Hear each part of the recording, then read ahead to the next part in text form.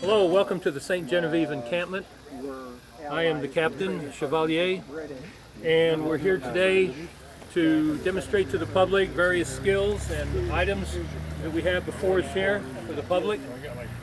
We have a set of dueling pistols that would have been used in the 1755 to 1785 time period, flintlocks. We also have all the accoutrements here for making cartridges, powder measures, powder horn, tools, papers to roll the cartridges, extra flints. We also have currency here. We have French coins, Spanish coins, and British coins. Let's see, we also have the gorget. This was worn by the officers of all the European powers, the French, the British, the Spanish, Germans, Russians. It was the last remnants of the men in armor, knights in armor. It was worn as a neck protector. It was held over from the knights' suits of armor, and it indicated the rank of an officer from lieutenant and above. Okay? Whenever the Europeans encountered the Native Americans right away recognized that men that wore a gorget were in power. The men did what they told them to do. So the officers would present these to the Native American chiefs. That symbolized that you and I are on the same terms. We have the same authority. I am the captain of my men, and you are the captain, the chief of your tribe. And so that was a big deal with the Native Americans. They appreciated that, and it was a symbol of friendship. We also have playing cards. Now, you folks will notice the first thing on here, there are no numbers on these cards. Numbers didn't come into being until the 1870s to 1880s. Okay? Prior to that, you simply counted if you could count. However, if you couldn't count or read or write, you simply matched up the cards, the symbols. You would match those up, and you would just match the pattern, and that's how you played cards. Cards were very expensive in those days, in the 18th century. So not everyone had cards. So if you were a soldier and you wanted to gamble, you would take a pair of round ball that you would shoot from your musket, and you would use a hammer and you would turn them into dice. Okay? Every hour or so you'd have to stop the game and hammer the dice back into a square, because everyone knows lead is a soft metal. So you would have to realign your dice, so to speak. If you had a little more money, you could have wooden dice. Okay? And if you were quite wealthy or an officer, you might have some ivory dice that you would play with. Okay? So dice and cards were the main pastime of the soldiers in those days. Every officer would have a spyglass. Okay? Every officer would have a compass. You could also use this as a sundial to tell what time it was. And you would also have a magnifying glass to either read your map, perhaps light your pipe. This is also a bone knife. Okay.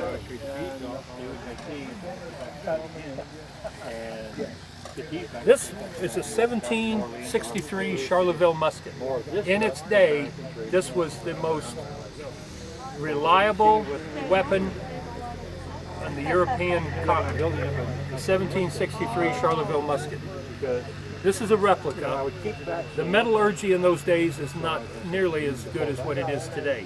It was not uncommon for a barrel to burst when it was being fired. The man may have been killed by his own musket.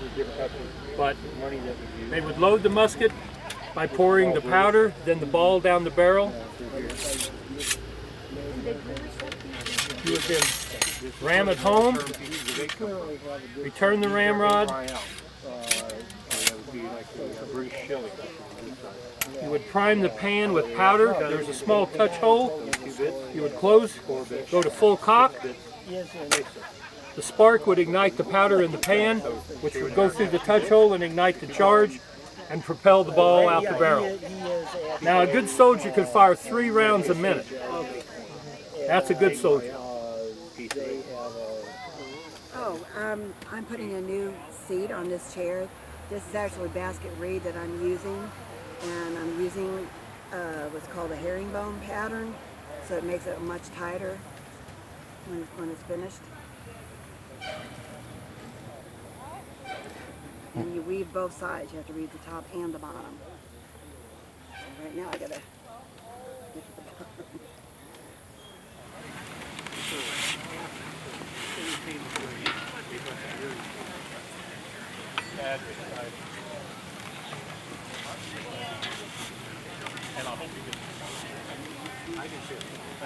Carpenter, I'm trying to make some spokes for making spokes for a wagon wheel, and I'm using my this is called the Chevrolet DZ, Chevrolet DZ, which stands for shaving horse.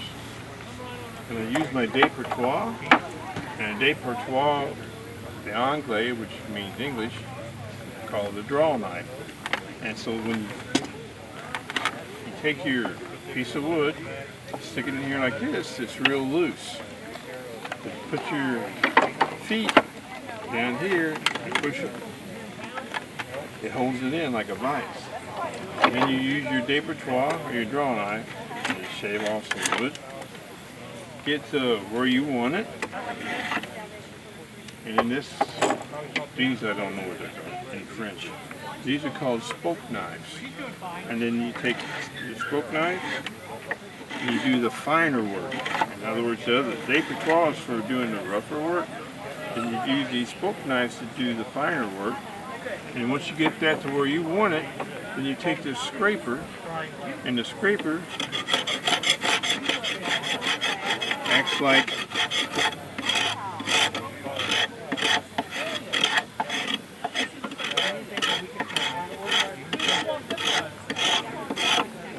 sandpaper, smooths it out. And that's how it's done. This is not going to be a good spoke because it's got a couple knots in the wrong spot, so it's fine to use as a demonstration. And then once you get it where you want, like this here, I'm getting pretty close to where I want it to be. Then I'll do a lot more work with the scraper and my spoke knives.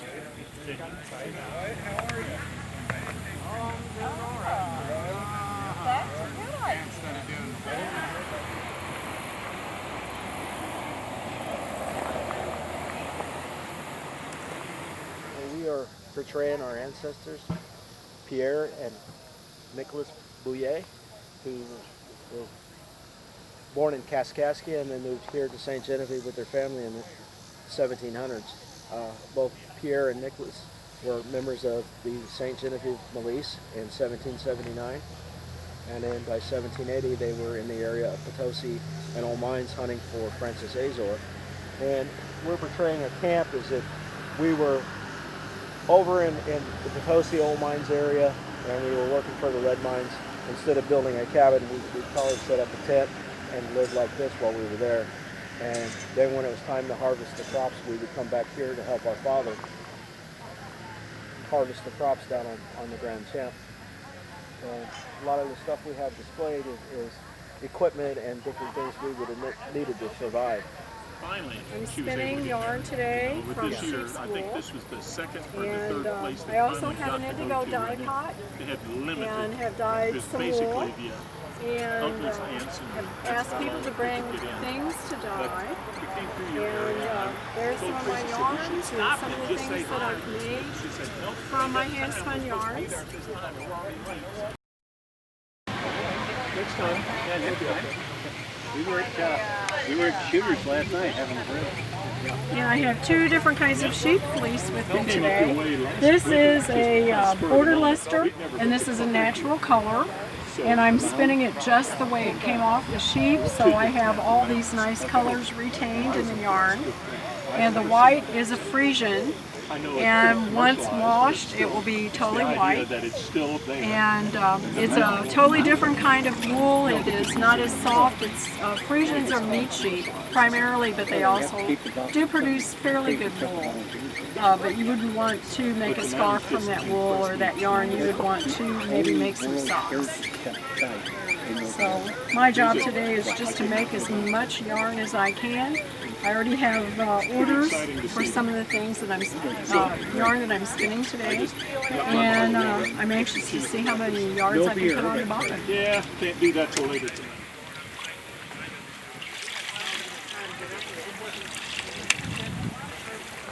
So we can take it out whenever we want? Yep, she said you can take it out whenever you want. Thank you, baby. This way. Thank you, sweetie. There you go. I'm gonna have a blue finger. There's only one thing that looks like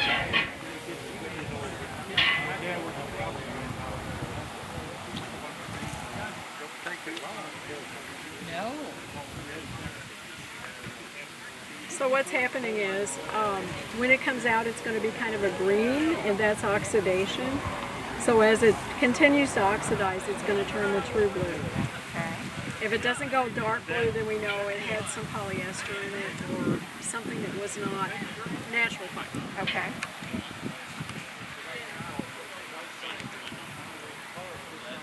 I'm gonna have this blue. Yeah, don't stick down to it. Okay, why don't you go ahead and take yours out. Now let it drip a little bit. Get out there. Okay, get your leg out of the way and put it over there in the part with your sisters. So they rubber banded it to Okay, create the resist. okay. So it's kind of like a tie-dye. Okay, cool. And see how it's kind of green? Yeah, it is, So as yeah. the air starts to hit it, it's going to turn that blue. It's oxidizing right now. Okay. Uh-oh, I got it all over you. You're going to have a blue arm. It's okay, it needs virtual anyways. Oh, look how it turned blue from that green. Oh, isn't that beautiful? I'm braiding a string for my wife's beads. This is a Canadian cap is what that's called. And I'm just hanging out, braiding.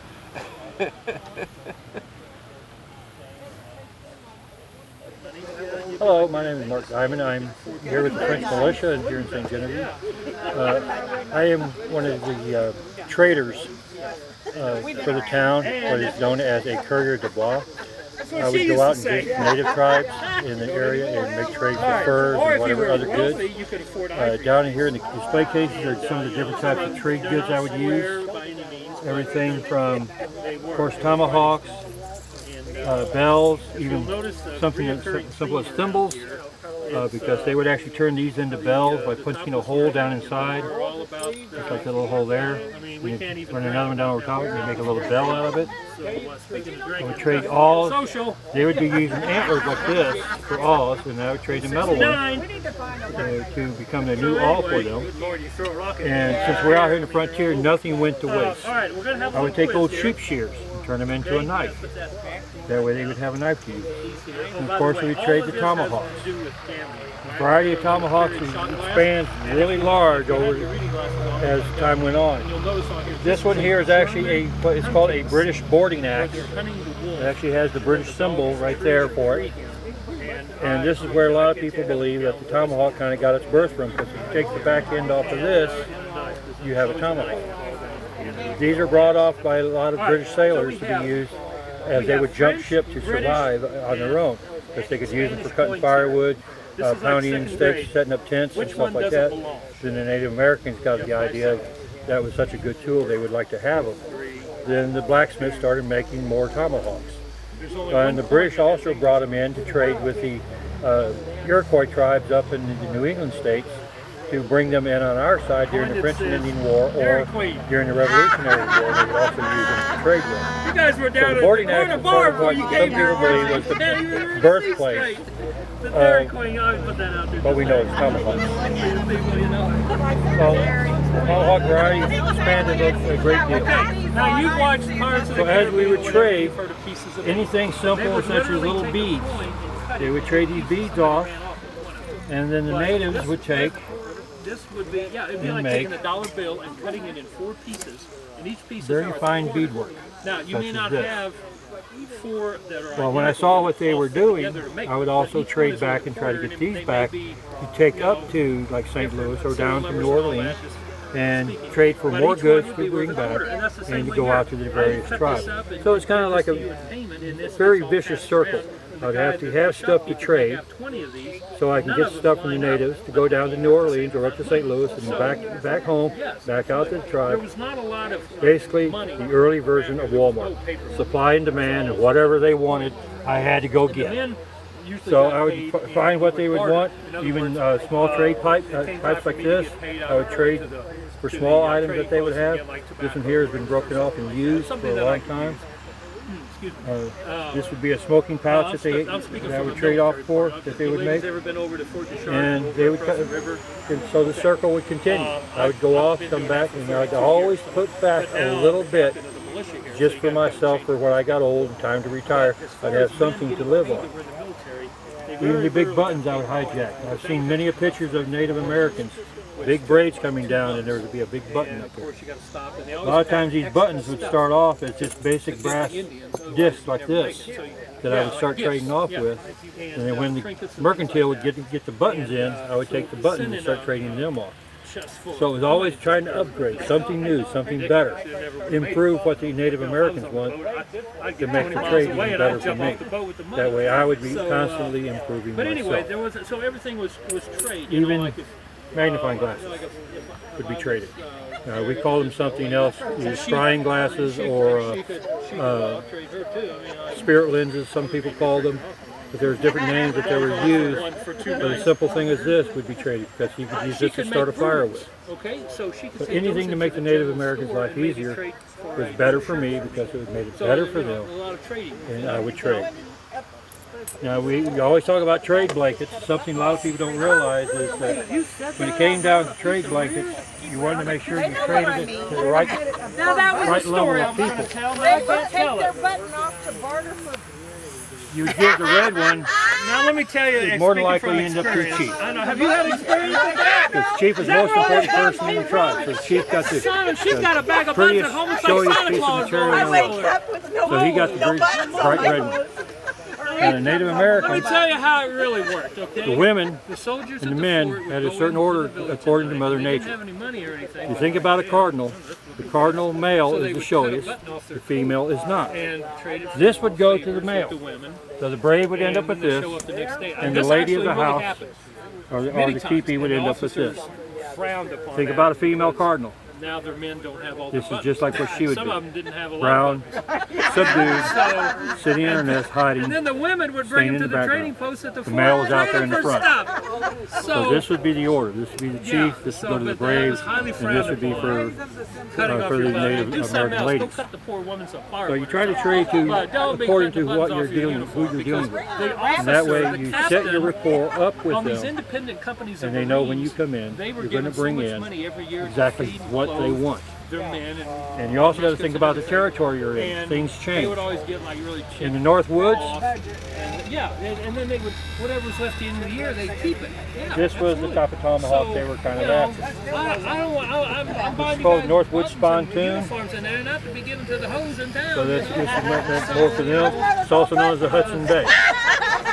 Some of these were made out of copper. I do have a copper one. There you go. It has some age on it. Yeah, because I'll forget it before we leave here. Buttonholes. The black handle is copper, and this one made out of carbon steel. But these would be traded off in the North Woods. The Hudson Bay Fur Company brought this style in. And later on, as we would move along, guys, I got a new one for you tonight, Rogers Rangers started using tomahawks. The British Light Infantry realized that tomahawks were better in the woods during the French and Indian War than the long, 3-foot-long swords.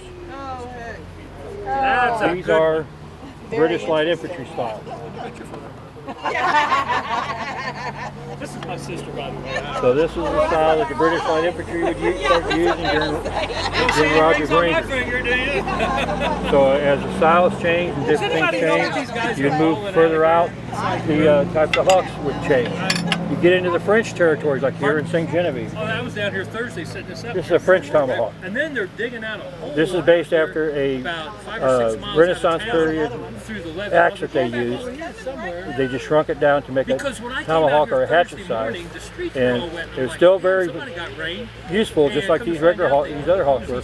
But they were meant more in fighting. We were meant more for piercing than they were for chopping. And they could also be used for hooking in a battle, pull a hand out of it. Anyway, These three are plains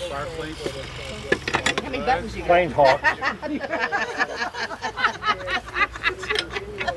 Oh God, we gotta go. Well, I got a knife. Should I just They go are like peace this and pipes. just shave them all off? They can be used as smoke for smoking. Very much. And there's the bowls of pipes. Come back anytime. I would give this one go to the chief. Okay. This would go to like the second level officials of the tribe, and this would be more for like the different breeds. Oh my gosh, Now, it is teeth. something that a lot of people are discovering too, that when they're finding skulls, is that they're not chopped, and they realize it was a Native American battle.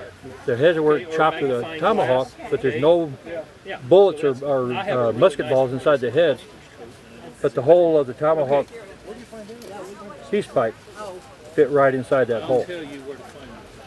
So the natives figured out, instead of wasting the blade, that centerpiece was a lot more powerful to crack the skull, going back to the use of their war clubs. This war club head was found actually in a creek not too far from St. Genevieve. So this is a native piece to this area. So they were trading up from this to these, which was a lot better.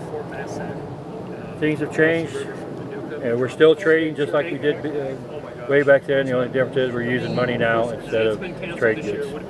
So systems never really changed. Going from bone knives to metal knives, that's what we moved up on. Spear points, we trade up from spear points like these stone ones here to metal points. Anything we could do to improve the Native American life is how we got into trading with them, and that's how the fur trade expanded so largely. Furs from America went as far to the east as Moscow, Germany, down into the Arabic countries. Our furs went all over the world. And it was all based off this trade of anything from beads to old knives, tomahawks, buttons, thimbles. It ran the trade for America from the very beginning. Stuff vendors. And that's what the fur trade is worth. It's crazy.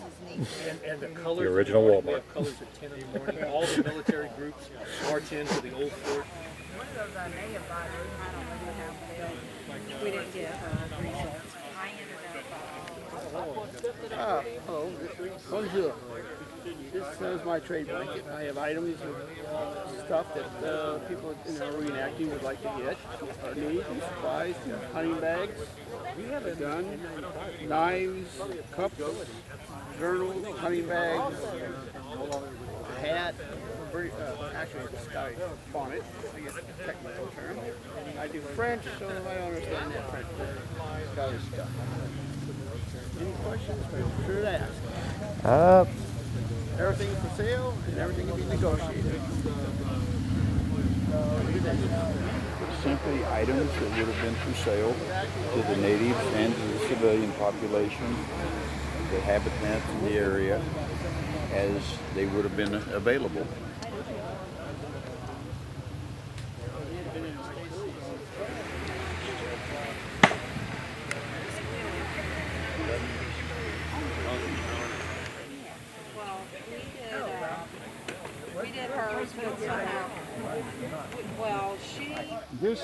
I made this American long rifle as if it had been made in Lancaster, Pennsylvania, about 1780, okay?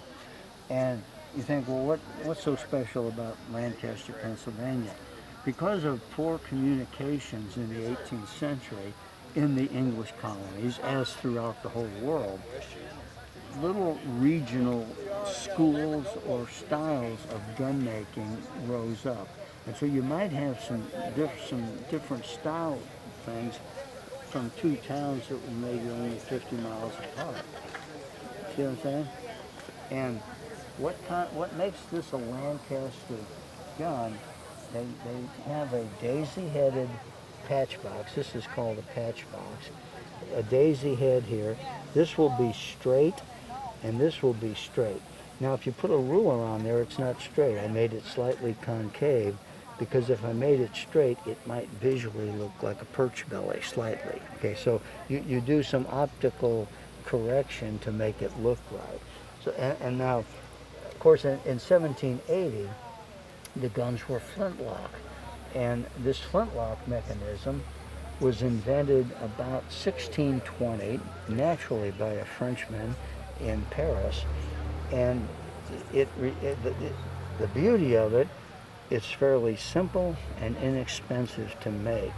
And it remains state-of-the-art for 200 years, okay? Modern bullets like today have been around since about the Civil War. So this was state-of-the-art for 200 years.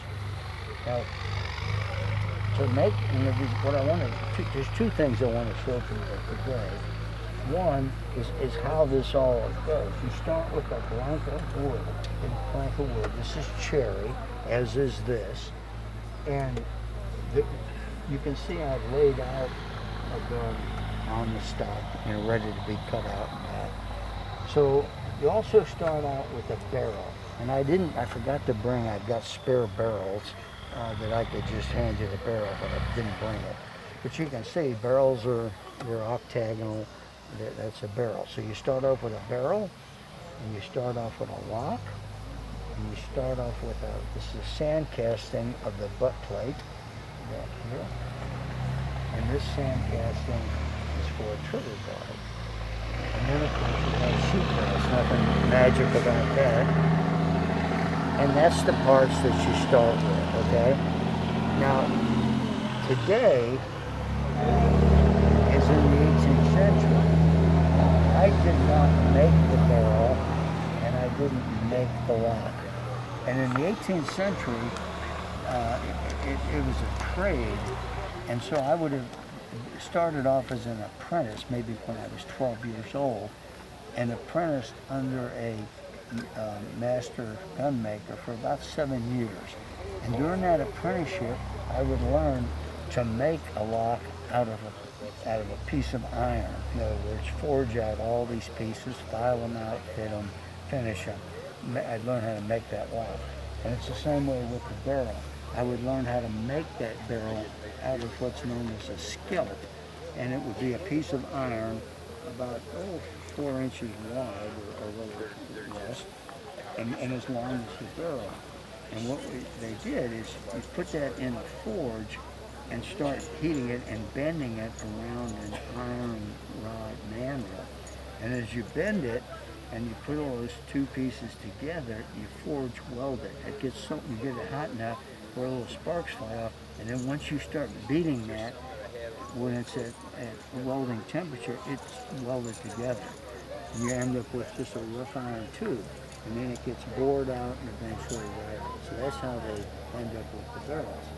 Well, it didn't take too long for people, say in eastern Pennsylvania and that, to figure out, if I built a mill along this spring, water-powered, if I built a water-powered mill and hired maybe half a dozen workmen, and as all we made was barrels, I could make those barrels cheaper than than a master gun maker could pay his apprentice to make the barrel, because they were specializing in it. You understand that? And it's the same way with the lock. In other words, in Europe, instead of one person starting with a chunk of iron and making all these parts and fitting them, they broke it down into maybe a half a dozen specialties. So one person all they did was forged out these rough pieces. Another person filed them out. Another person hardened them. And so you had maybe a half a dozen people working on this, and that specialization allowed them to make these things very high quality and cheaper than the gunsmiths in Virginia or Pennsylvania could pay their journeymen to make a gun. Does that make sense? Yeah. So in effect, I bought, for this gun, I bought the lock and the barrel, but you know, the rest of it's made. The second thing I wanted to show you is how the carving is done. One of the things that got me interested in these guns is that it's a functional, it's a tool, okay? It's a gun. It's for hunting, self-defense, whatever. But because of the traditions of the people who came over here from Europe and that, it's highly ornamented. It's relief carved, you know, it's engraved, and that ornamentation is integral with the design of the gun. It becomes one. So that's one of the reasons I got into this. It's been said that carving is the gunmaker's reward. So, let's think about this. Let me show you how the carving is done. I think we'll do that. You'll notice here how this carving stands in relief, okay? It's standing up there, all this carved elements. But when you're shaping out the gun, you don't allow any extra wood to go. In other words, this will be a carved element here, as will all of this.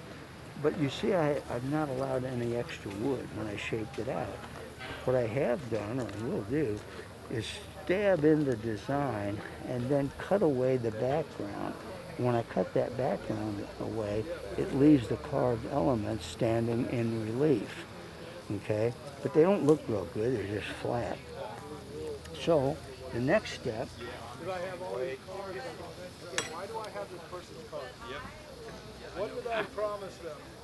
Yeah, what did we talk about? Oh, yeah.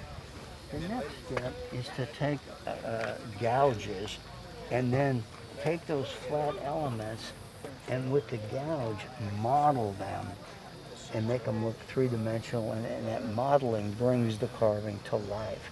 So there's just not a flat element here. That's how the carving is done. Now, I've had the best instructors in the world. Jerry Brumfeld, who was the master at Colonel Williamsville for quite a few years, he said that a journeyman gunmaker in the 18th century could relief carve a gun in about a day, so say 10 to 12 hours. But that didn't mean it was this elaborate, and certainly not this elaborate.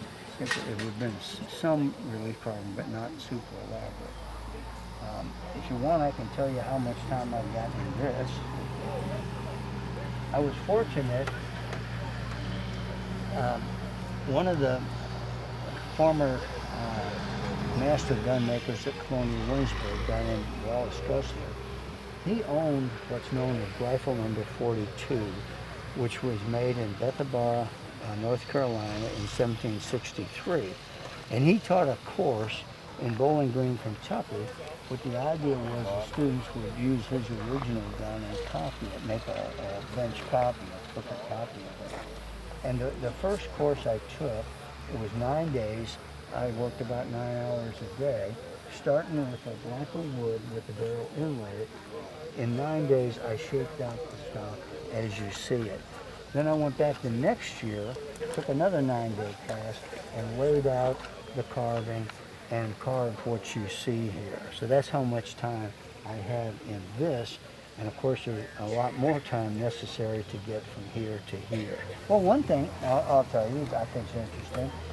This blank is cherry, and this blank is cherry.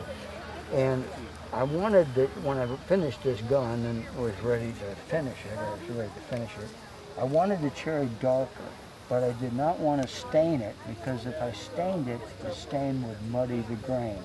And I found an article in Fine Woodworking magazine. They said, put a lye solution on the wood. And so I was able to eventually dissolve the lye into alcohol, and it was clear, like a glass of water. But when I put that lye solution on the cherry, it darkened it. It didn't stain it, it oxidized it. And that's why the grain looks like it does. Eventually, when this guy's done, I'll do the same thing, put lye on it. And you wouldn't want to put lye on maple here. That, you put acid on it and heat it, and then the acid brings out the figure. Here's some things you might be interested in.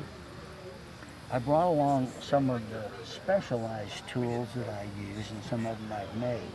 For example, if you look at this patch box here, you notice this is domed. Well, this is one piece here, and it's made out of sheepgrass.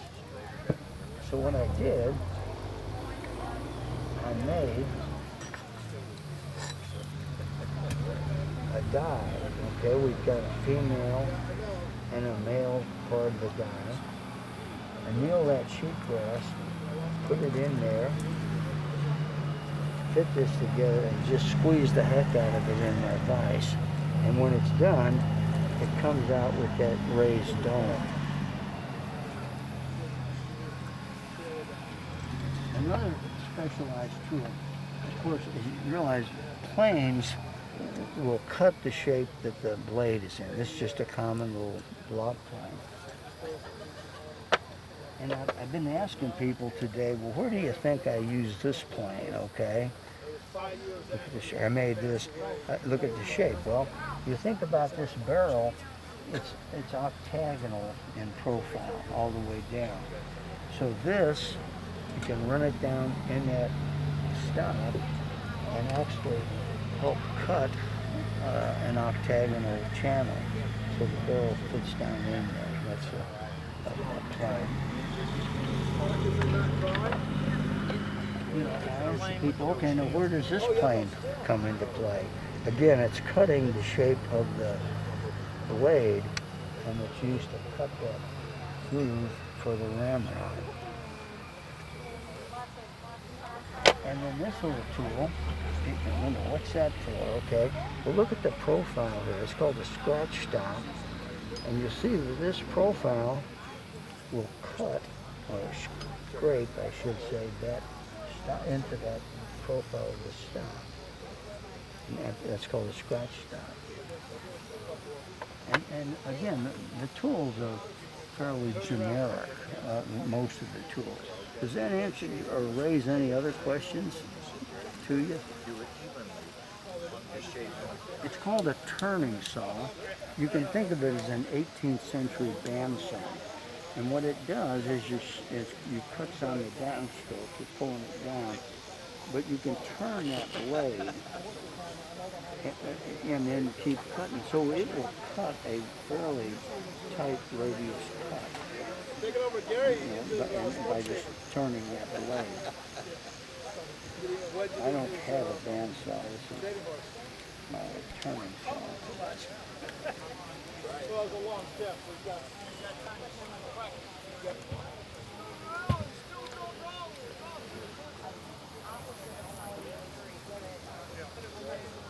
okay, you see these little grooves in the barrel here? Those are cut in a spiral all the way down, and it's called rifling. And the reason for those is someone, I don't, maybe near Nuremberg or someplace like that, around 1500, figured out that if you could take that lead ball, instead of trying to force it down into those grooves, wrap that in a thin leather or cloth patch, and now once you got your powder in here, then push that ball and patch combination down the bore. When the gun, and so what happened, the patch is actually forced into these grooves and engages them. And when you fired it, the patch is holding onto the ball and it's imparting a spin to the ball. And that spin stabilizes it like a gyroscope and makes it more active. And that's why that's called rifling. So in order to fire this, remember we talked about this patch box here. Guess what's inside of it? Cloth patches. So what you'll do is you'll take one of those cloth patches, put it in your mouth and chew on it, get it good and slimy. Spit. It's called spit patch. Never leaving home without spit. So you set that here. Well, first thing you want to do is pour a measured charge of black powder. And the reason you want to measure the same charge each time is for consistency, for accuracy. So you pour your powder down there, put that slimy little patch on there, push a lead ball down with your thumb, and then take this ram rod and ram the patch, the ball, everything, and powder down the bore. At that point, your gun is loaded, but it's not ready to fire. What you have to do with this flintlock, you'll notice in the side of the barrel there's a little hole there. You're going to pour a little more black powder right in this pan. Close this steel, that's real hard steel. And at this point, your gun is loaded and primed, okay? And it's at half cock. You've heard the expression going off half cock? Well, it's a safety position. See, it's not firearm. If your gun would fire on half cock, something bad's likely to happen. You heard the expression lock, stock, and barrel? Or I should say lock, stock, and barrel. That's where that expression comes from. That's the whole gun. So now you're loaded and primed, and what you want to do is when you're drawing a bead on that Tory scuffing around that there, you're going to bring that top back to full cock,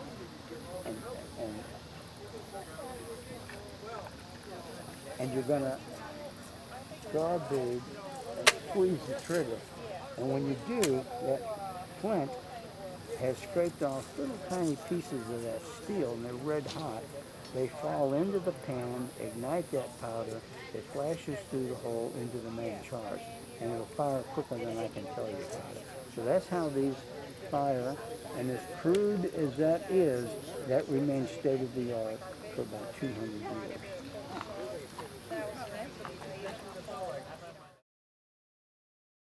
My name is William McKnight. I portray the captain of the St. Genevieve militia. I portray Felix Valley. He would have been the captain of the militia in the 18th century here in St. Genevieve. I'm Mark Diamond. Okay. I live in Logtown. I'm up here with St. Genevieve militia. Terry Shoemaker. All right. Your name, or do you not want it? Real.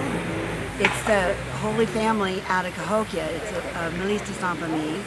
I am also with La Brigade Renault, which is Old Mines, and I'm also with the Courrier de Bois Porte Charte. My name is Stephen Short. My grandson is Gentry, and I go by Le Tailor Francis, which is the French tailor, and my French name is Etienne Tocala Petit, and I'm simply a simple trader, merchant, and tailor. I do a surgeon, 18th century surgeon. I've demonstrated down here at the museum a few times. Okay. I'm Doug Nickelson, and I'm with Milice de St. Genevieve. This is Wyatt Nickelson. He's also with Milice St. Genevieve. And this is Katie Nickelson, and she's with Milice St. Genevieve. My name is Gary Scheel. I'm with the Milice de Saint Genevieve.